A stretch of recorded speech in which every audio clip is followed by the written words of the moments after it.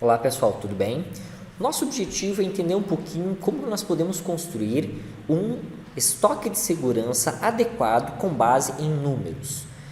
Primeiro princípio é: as coisas nem sempre acontecem como planejado, como previsto.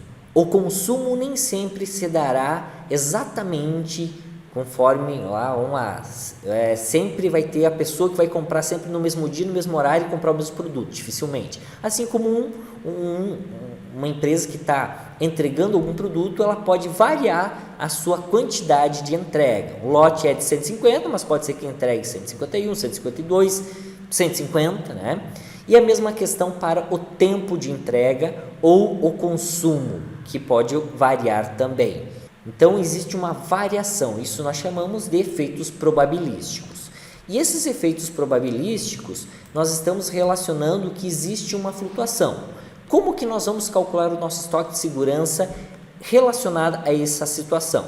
Primeiro ponto, que o estoque de segurança ele é formado por um valor chamado de K, e esse valor K ele é um valor tabelado. Isso quer dizer que se eu estou assumindo um risco de 50% das vezes, quando eu precisar de um produto, alguém irá encontrar, então o meu valor será zero, meu estoque de segurança é zero. Ou seja, existe uma probabilidade de 50% de ter, 50% não ter. Agora, quanto mais probabilidade, quanto maior o percentual que eu quero que quando alguém chegue no meu local, no meu estabelecimento e eu tenha determinado produto, eu vou aumentando esse fator K. Então, esse fator K ele é multiplicado por um elemento, e esse elemento é chamado OS, que é o resultado do produto do desvio padrão das variáveis aleatórias. Variáveis aleatórias são o STR, que nós chamamos do desvio padrão do tempo de ressuprimento, o SD, que é o desvio padrão da demanda, o D, que é a demanda média diária, e o TR, que é o tempo médio de reposição, ou o nosso lead time em dias.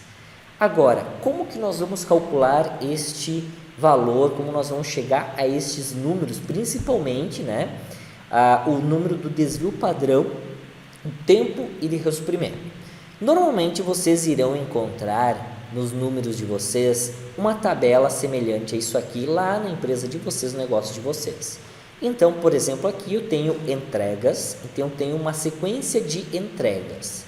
E essas entregas eu tenho quantidades recebidas. Então, eu fui lá, solicitei para o meu fornecedor uma X quantidade, mas quando ele foi entregar, ele entregou nessas variações aqui. Então, vejam, nem sempre ele repetiu a quantidade que eu posso estar solicitando. Por exemplo, 170 unidades eu posso estar solicitando. Entregou menos ou pode ter entregado mais. E a mesma frequência, a mesma relação em termos de lead time, isto é, os dias. Pode ser que eu solicitei um X dias, mas ele flutuou em virtude de alguma anormalidade. Bom, agora pessoal, nós trouxemos então todos os dados, os números que nós tínhamos na outra tabela, para uma tabela aqui para nós executarmos todas as ações e encontrar o desvio padrão.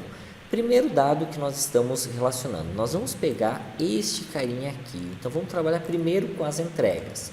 O XI nós estamos dizendo que são todas as entregas, então somente nós vamos repassar para essa coluna todas as entregas que nós temos.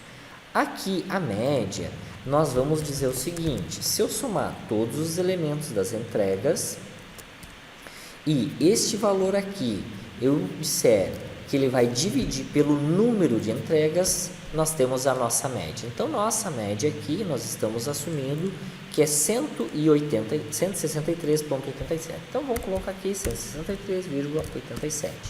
Este valor nós vamos repetir para todos os elementos aqui. Esse elemento do primeiro resultado, nós vamos fazer o seguinte: o XI menos o X barra, que é a minha média. Então, vejam que aqui em algum momento nós vamos ter valores positivos, em algum momento vai ter valor negativo. E este valor que nós temos agora do resultado 1, nós vamos elevá-lo ao quadrado. Então, este valor elevado ao quadrado.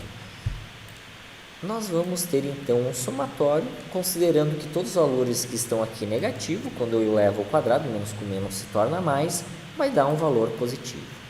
Pois bem, esse valor nós vamos também fazer um somatório, isto é, quanto que deu o somatório de todos estes elementos, encontramos um x valor.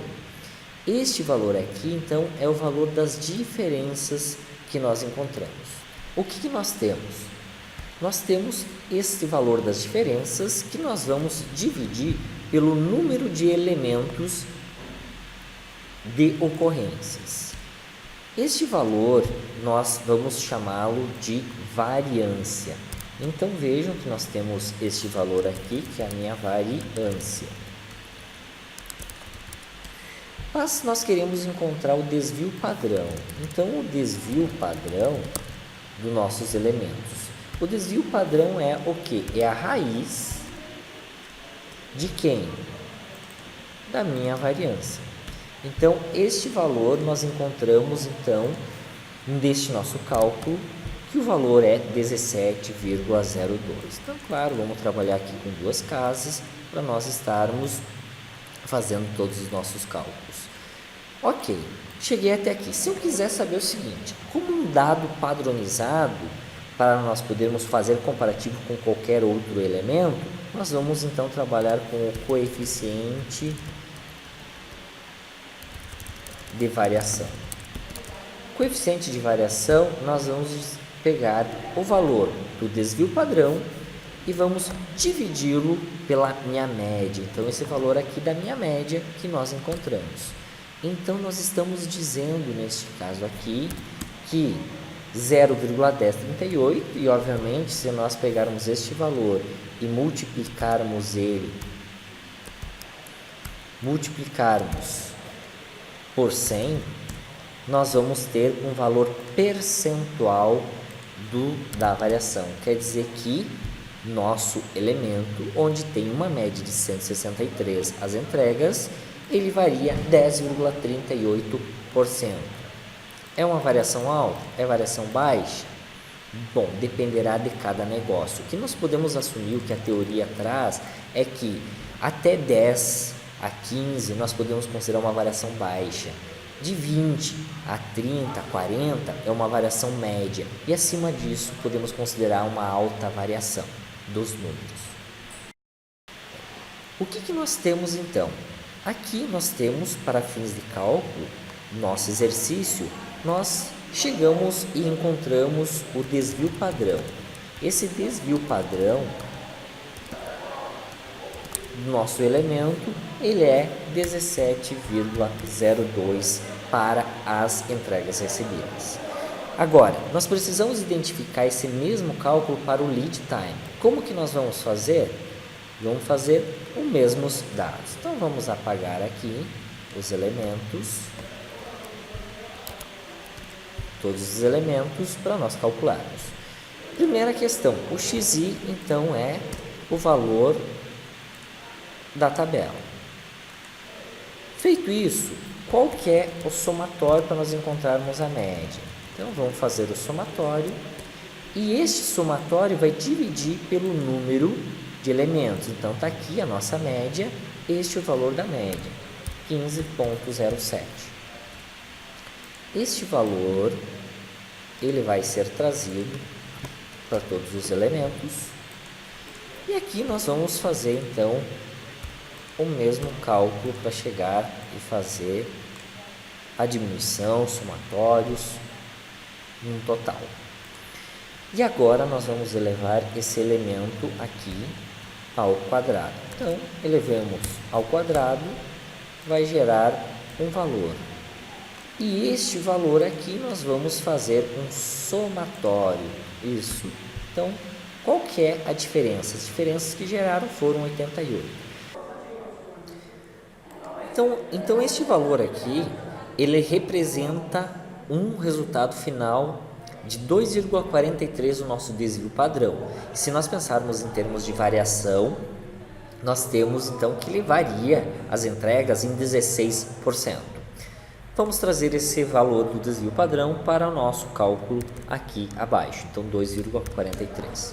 Agora, pessoal, fazemos isso, né, no braço, podemos considerar, né, item a item. Agora, se eu tivesse no Excel, eu iria fazer o quê? Igual a desvp, desvio padrão. E esse desvio padrão do número das minhas amostras, e eu tenho aqui o valor tabelado.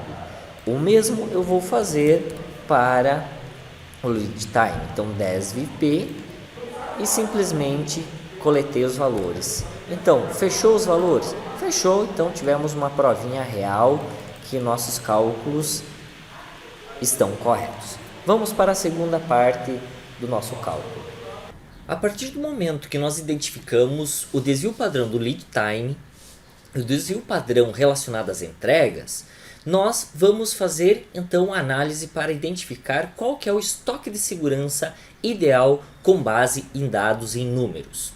Então vamos considerar o seguinte, que nós tenhamos uma necessidade que essas entregas deveriam ser de 170 unidades diariamente, né? Então nós vimos aí que no decorrer do tempo as ocorrências elas foram variando ao longo do tempo. E a mesma questão relacionada ao lead time, então teve suas variações, porém nós precisávamos que ele fosse entregue dentro de 14 dias.